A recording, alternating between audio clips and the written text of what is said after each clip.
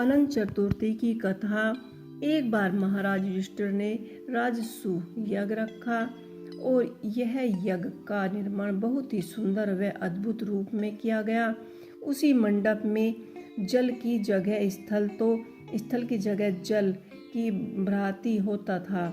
इससे दुर्योधन एक स्थल को देखकर जल कुंड में जा गिरे। द्रौपदी ने यह देखकर उनका उपवास किया और कहा कि अंधे की संतान अंधी।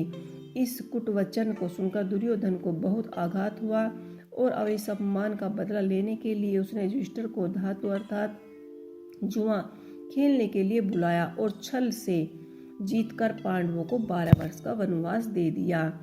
उन्होंने अनेक कष्ट सहन करने पड़े।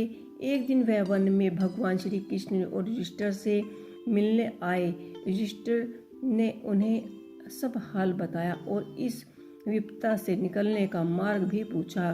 इस पर भगवान श्री कृष्ण ने उन्हें अनंत चतुर्थी का व्रत करने को कहा और इसके करने से खोया हुआ राज्य भी मिल जाएगा।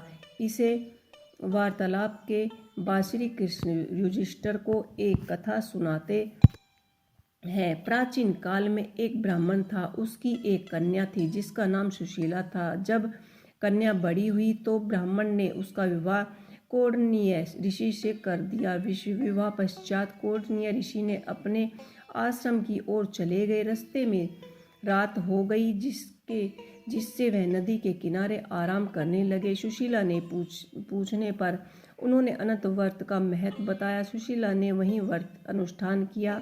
14 गांठों वाला डोरा अपने हाथों में बांधा और फिर अपने पति के पास गई।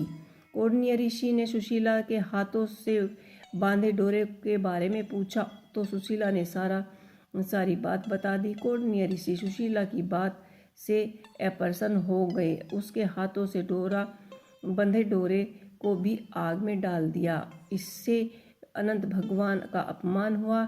इसके परिणाम कौंडिन्य ऋषि की सारी संपत्ति नष्ट हो गई। सुशीला ने इसका कारण डोरे का आग जलाने के बारे में बताया। पश्चाताप की अग्नि में जलते हुए ऋषि अनंत भगवान की खोज में वन की ओर चले गए। भटकते भटकते निराश होकर वे गिर पड़े और बेहोश हो गए।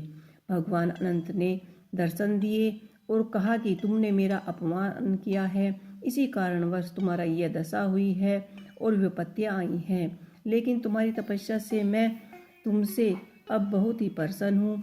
अपने आश्रम में जाओ और 14 वर्ष तक विधि विधान से मेरी यह व्रत करो। इससे तुम्हारे सभी कष्ट दूर हो जाएंगे।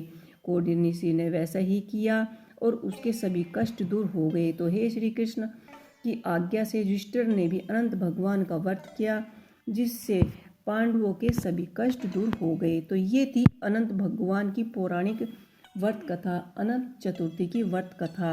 आपको कैसी लगी मुझे कमेंट बॉक्स में लिख के अवश्य ही बताइएगा। जय श्री हरि।